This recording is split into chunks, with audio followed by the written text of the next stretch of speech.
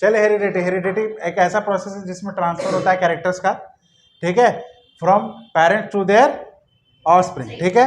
And this whole process and the process of heredity, and the process of heredity को ही क्या कहते हैं, इट्स कॉल्ड जेनेटिक्स। क्या कहते हैं, जेनेटिक्स। अब जेनेटिक्स आ ही गया है तो इसके बारे में पढ़ लेते हैं। फादर कौन थे भाई जेनेटिक्स के, ग्रेगर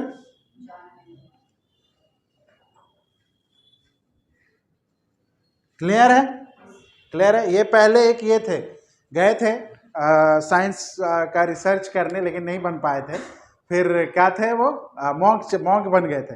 मॉन्क में जाकर के फिर वहाँ पे खेत में वो पी प्लांट वगैरह उगाना शुरू किए, तब वहाँ पे जो वो किए और आज फिर साइंटिस्ट बन गए यार, फेमस हो गए। तो नसीब कभी कभी कुछ नहीं भी होता है, तो समझ रहे हैं ना। चलिए हेरिडिटी समझ में आया, हेरिडिटी बेसिकली क्या है। अच्छा, हेरिडिटी का यूनिट क्या होता है जी, हेरिडिटी का यूनिट होता है जीन, यानी कि जीन ही बताता है कि आपका हेरिडिटी क्या होगा। क्लियर है। अब ये जो जीन है ये किससे बनता है, made up of, right, clear है बात, यहां तक क्लियर हुआ।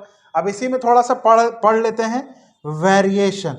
वेरिएशन क्या होता है, बोलिए। हाँ, चेंजेस हो सकता है, चेंजेस इन, हाँ ये भी हो सकता है। वेरिएशन बेसिकली है there is some change of characters or traits, there is some change of characters or traits, ठीक है।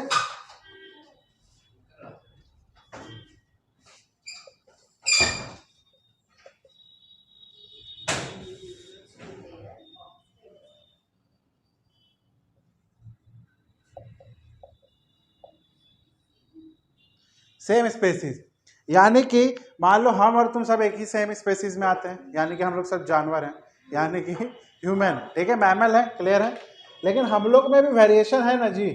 हाँ, वेरिएशन क्या है, आपका बाल का कलर काला है, आपका भी काला है, आपका भी काला है, मेरा थोड़ा सा ब्राउन या थोड़ा सा रेडिश दिखता है क्योंकि मेरा अलग जीन होगा, ठीक है।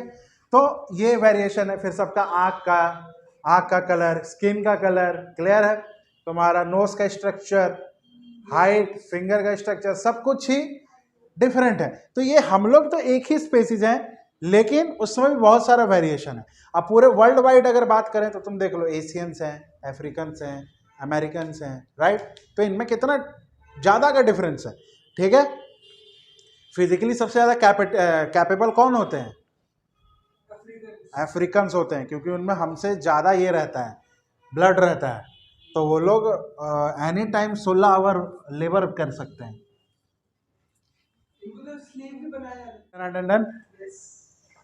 चलिए अब कुछ इंपॉर्टेंट टर्म्स जो कि जेनेटिक्स से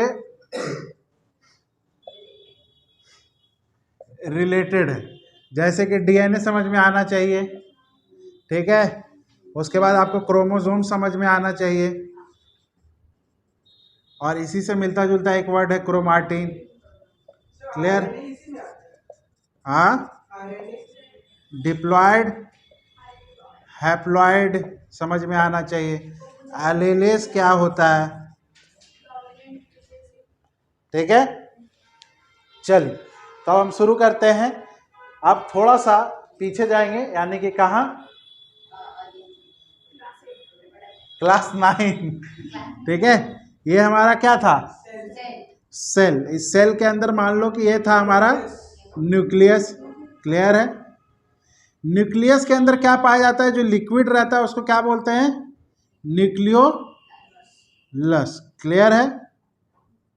अब ये जो न्यूक्लियस है वो क्या कैरी कर रहा है,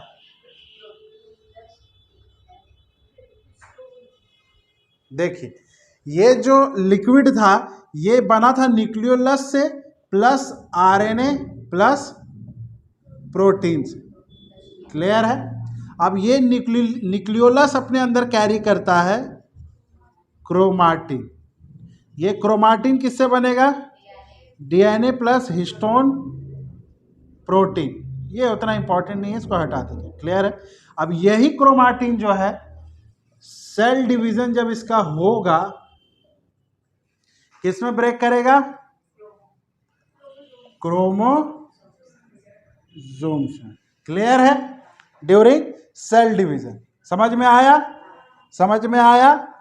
अब देखिएगा, अगर हम बोलें तो ये जो आपका डीएनए या क्रोमोसोम से किस तरीके से पाया जाता है? इस थ्रेड लाइक स्ट्रक्चर। इसको क्या बोलेंगे हम? डीएनए बोलेंगे कि क्रोमोसोम्स बोलेंगे? ये हुआ डीएनए। क्या हुआ? डीएनए। ये अभी कैसा कैसा स्ट्रक्चर में है? स्कैटर।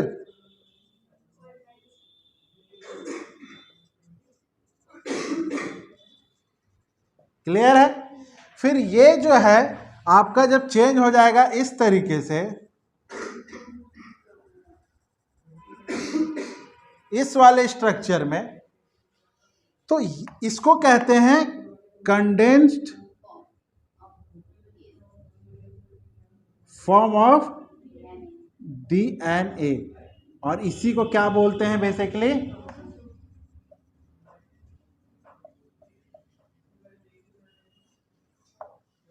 क्लियर है? यहां तक डन डन डन। चलिए तो देखिए, इसमें बेसिकली क्या है कि जो आपका डिप्लॉयड सेल है वो एक ही का कैसा पेयर रखेगा? पूरा एक कंप्लीट सेट रखता है। यानी कि ये क्रोमोसोम नंबर 1 है तो ये भी क्रोमोसोम नंबर 1 है। दूसरा सेट रखा है, ये क्रोमोसोम नंबर 2 है तो ये भी क्रोमोसोम नंबर 2 रखेगा। इस तरह के पेयर, यानी कि इस क्रोमोसोम का ही कॉपी ये रहता है। क्लियर है? इसको बोलते हैं डिप्लॉयड। और हैप्लॉयड में क्या होगा? Single single. सिंगल सिंगल बोले तो कैसा रहेगा? सिर्फ 1 2। बात समझ में आ रहा है? बात समझ में आ रहा है? अब देखिए, अब ये रिप्रोडक्शन में आप तो पढ़े होंगे कि मान लीजिए मदर के पास कोई गैमेट होगा, फादर के पास कोई गैमेट होगा और उसके बाद ये चाइल्ड के पास आया हुआ। क्लियर है? अब रिप्रोडक्शन हुआ मदर और फीमेल में, मदर और फीमेल बोल रहे हैं, फादर और मदर के बीच में सेक्सुअल रिप्रोडक्शन हुआ। अब सेक्सुअल रिप्रोडक्शन, अब इसको कहाँ लिखा है? फाउंड इन गैमेट्स, यानी कि स्पर्म और ओवम, यानी कि सेक्स सेल वहीं पे है। तो वहां से कितना गैमेट निकल रहा है? सिंगल। यानी कि ये एक इंफॉर्मेशन का दिया होगा और ये भी कोई एक ही इंफॉर्मेशन का गैमेट दिया होगा। दोनों तो सिंगल सिंगल दिया ना, क्योंकि ये सिंगल सेट दे रहा है। और सेक्सुअल रिप्रोडक्शन में तो यही होता है हमेशा। अब यही सिंगल सिंगल मिल के इसके पास डिप्लॉयड बन गया। बना क्या? हाँ, यानी कि दो हैप्लॉयड गैमेट जब मिलता है तो एक डिप्लॉयड बनाता है। अब बेबी का जो पूरा बॉडी है वो जो है फुल्ली डेवलप्ड होगा।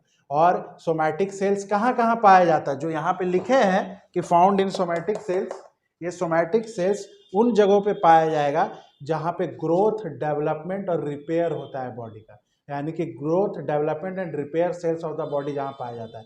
आपका हाथ का लंबाई बढ़ेगा तो वहाँ होगा। आपका कहीं भी चोट लग रहा है तो रिपेयर हो रहा है तो वहाँ होगा। देखो भैया, एक तरह से देखो तो सारा सेल सोमैटिक ही सेल है, सिर्फ और सिर्फ सेक्स सेल्स को छोड़ के, क्योंकि और सब जगह ग्रोथ होगा ही होगा। आज समझ में आया? तो एक बेबी को ग्रोथ होने के लिए सबसे पहले क्या चाहिए होगा? क्लियर है? डन? यहाँ तक समझ में आया बात? हैप्लॉयड, डिप्लॉयड जो भी था सब खेल खत्म। डोमिनेंट एलएलए और रिसेसिव एलएलए। डोमिनेंट का वो मतलब होता है जब दो के बीच में लड़ाई हो तो वही जीते, वो डोमिनेटिंग है। क्लियर है? रिसेसिव का मतलब दब जाए, वो हार जाए। क्लियर है? तो जो स्ट्रॉन्गर होगा दो एलएलएस के बीच में उसी को डोमिनेंट बोला जाएगा। और डोमिनेंट एलएलए जो है एक्सप्रेस करता है अपने को, या तो प्रेजेंस भी है या तो अब्सेंस भी है एक रिसेसिव ट्रेट का। उसके वो रहे चाहे ना रहे वो अपने आप को जरूर प्रेजेंट करेगा। लेकिन जो ये रिसेसिव एलएलए है ये वीकर वन है, मतलब सबसे कमजोर। और ये तभी अपने आप को एक्सप्रेस कर पाएगा जब इससे तगड़ा वाला नहीं रहेगा। मतलब है ना कि एक डॉन था गली मोहल्ला का और एक डॉन था पूरे इंडिया का। तो गली मोहल्ला वाला तभी हीरो बनेगा जब तक इंडिया वाला नहीं आया है, बात समझ रहे हैं ना। फिर तो क्या कैसे नहीं जरूरी है? कौन सा केजीएफ? नहीं,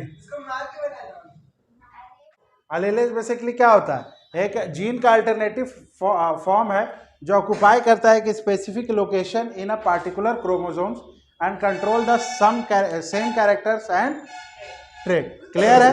अब बेसिकली अगर हम बोलें तो डीएनए क्या होता है वो समझो। डीएनए एक पूरा ये ट्यूब लाइक स्ट्रक्चर है, इस पूरे को क्या कहेंगे? डीएनए। ये पूरा का पूरा क्या है? डीएनए। अब जीन क्या होता है जी? बीच बीच में एक ऐसा लोकेशन जो कि अलग अलग इंफॉर्मेशन, अलग अलग बॉडी पार्ट्स का या कोई एक पार्टिकुलर कैरेक्टर या ट्रेट्स का इंफॉर्मेशन कैरी कर रहा है। डीएनए तो पूरा है, ठीक है। जीन छोटा छोटा एक स्पेसिफिक लोकेशन है। जैसे ये हो सकता है बोलेगा कि आई का कलर क्या है, ये बोल देगा स्किन कलर क्या हो जाएगा। क्लियर है? वैसे ही वो बोल देगा कि नोज का स्ट्रक्चर क्या हो जाएगा। क्लियर है? तो ये पूरे डीएनए में ये अलग अलग जगह जो अलग अलग इंफॉर्मेशन स्टोर्ड है, यही बेसिकली जीन है। अब अगर हम बोले अलेले कहाँ पे आएगा इसमें, क्योंकि अल्टरनेटिव फॉर्म ऑफ जीन ही है, ठीक है, यानी कि इसका भी कोई स्पेसिफिक लोकेशन होगा जीन के अंदर का ही। समझ में आ रहा है? जहां पे एग्जैक्टली वो इंफॉर्मेशन स्टोर्ड है, that is allele, and that will be dominating in nature और आइदर इन रिसेसिव। क्लियर है? अब इसमें फर्दर क्या क्लासिफिकेशन करता है कि होमोजाइगस एलेले और हेट्रोजाइगस एलेले। ये क्या होता है भैया? होमो से आपको बस यही समझ में आना चाहिए कि होमोजीनियस सॉल्यूशन। होमोजीनियस सॉल्यूशन कैसा होता है? केमिस्ट्री अगर पढ़े होंगे तो एकदम दिखाई नहीं देगा आपको, इवन फ्रॉम माइक्रोस्कोप। जैसे पानी में अगर सॉल्ट घोल दिए तो, पानी में अगर चीनी घोल दिए तो आपका एयर आपको दिखाई देता है क्या? तो it is a true solution, क्योंकि सारा तरह का गैसेस आपस में ऐसे मिला हुआ है कि आपको कोई गैस दिखाई नहीं देता है, आप बस महसूस कर सकते हो, राइट? तो ये ट्रू सॉल्यूशन है। तो जो होमो का मतलब ही ये वो जो होमोजाइगस हुआ, होमोजाइगस एलेले हुआ, इसका क्या मतलब होगा? सेम क्रोमोसोम्स कैरी करेगा।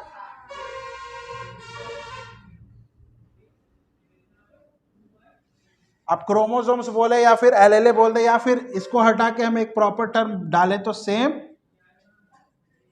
ट्रेट्स कैरी करेगा, राइट?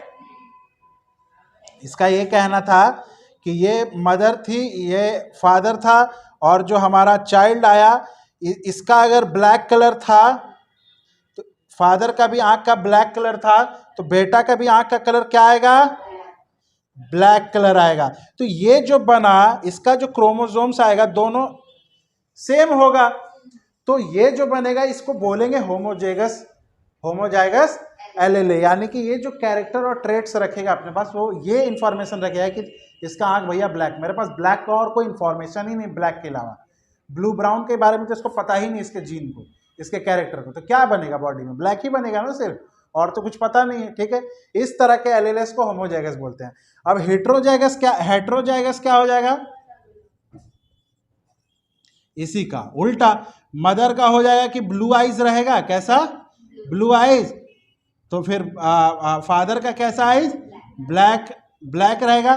तो ब्लू आइज मदर का, तो हिप्नोटाइज करेगी फादर को, तो फिर प्यार होगा, फिर बच्चे होंगे, और जब बच्चे होंगे तो इन दोनों में अब अलग अलग तरह का क्रोमोसोम्स आया, तो जो डोमिनेटिंग है, जो कॉमन आपको दिखाई देता है वही डोमिनेटिंग होता है, कॉमन ब्लैक दिखाई देता है। तो यहाँ पे जो चिल्ड्रन का आई रहेगा वो किस कलर का रहेगा जी? ब्लैक कलर का, ठीक है। अब ब्लू आइज हिप्नोटाइज गया भाड़ में जीतेगा तो डॉम।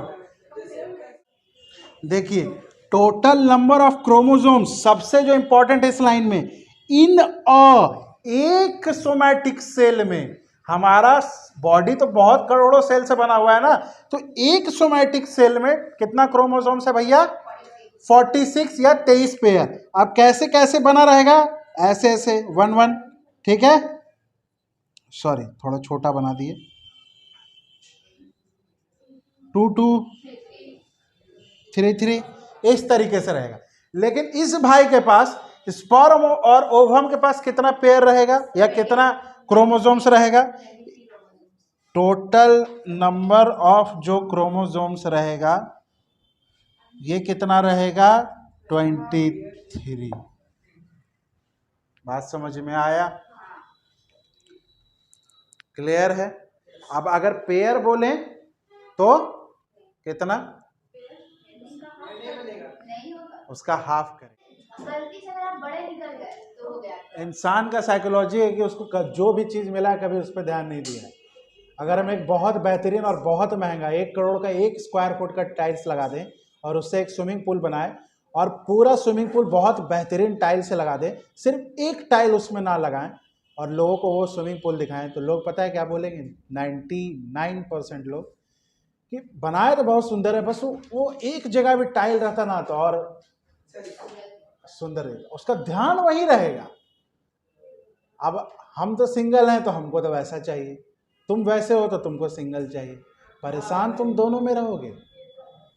सुख आपके मन के अंदर होना चाहिए। ये इच्छाओं का अनंत अंत ही नहीं है, अनंत है वो। आज साइकिल है तो बाइक चाहिए, बाइक होगा तो चाहिए होगा कि यार बारिश में भीगने लगते हैं, दिक्कत होता है, ठंडा में हाथ में ठंडा लगता है, कार चाहिए, कार हो जाएगा तो लगेगा थोड़ा बड़ा वाला चाहिए था, थोड़ा हॉर्स पावर रहे, मस्टैंग टाइप का, वो आ जाए तो लगे कि 1 2 चाहिए, कपड़ा के हिसाब से बदलें। आज येलो सूट पहने हैं तो कार भी मेरा येलो हो, तो उसका सीमा नहीं है। तो बेसिकली है कि सुखी रहना कम चीज़ों में ही सीखें। जिस दिन वो हो गया उस दिन क्लियर है? चलो चलो देखो, एक्वायर्ड ट्रेट्स को ही क्या कहते हैं? Somatic variations. ठीक है, सेल नहीं। देखो ये ऐसा ट्रेट्स है जो हमें अपने पूर्वजों से या माता पिता से या उनके पूर्वजों से नहीं मिला है। ठीक है, और इसका कोई गारंटी नहीं है कि ये तुमको आता है तो तुम्हारे बच्चों को आए, या तुमको नहीं आता तो तुम्हारे बच्चे नहीं कर पाए। ठीक है, ये टैलेंट पे। जैसे ये ट्रेट्स क्या होता है? Acquired after birth. ये सब बर्थ के बाद लेना पड़ता है खुद से। जैसे क्या हो सकता है? स्विमिंग हो सकता है, नॉलेज ज्ञान करना हो सकता है। मान लो तुम डॉक्टर थे, तुम्हारा बेटा कुछ और बन गया। ठीक है, तुम होशियार थे, तुम्हारा बेटा ठीक है, नॉलेज एक्वायर नहीं कर पाया। क्लियर है? तो ये भी हो सकता है। तो ये इस तरह के ट्रेड्स को क्या बोलते हैं? एक्वायर्ड ट्रेड्स और सोमैटिक वेरिएशन। अब एक होता है इनहेरिटेड ट्रेड्स। इनहेरिटेड मतलब जो आपको हेरिटेज के तौर पे मिला है, एक संपत्ति, जायदाद। इसलिए माता पिता से जायदाद मत मांगो, यही दिए थे काफी था। ठीक है, क्लियर है? तो इसमें क्या होता है? This traits can be inherited as well as transmitted to the next generation. Clear है? To the next generation. This traits are inherited from parents during reproduction. यानी कि ये कब फैलता है? बोलिए, रिप्रोडक्शन के टाइम जाता है। क्लियर है? अब एग्जांपल में इसमें क्या क्या आ जाएगा? स्किन कलर, आई कलर, ठीक है, नोज का स्ट्रक्चर, और ये सब अगर कुछ मैटर नहीं मिल नहीं रहा है तो हाँ, तो find yourself who is your real father is. चलिए, क्लियर है यहाँ तक बात?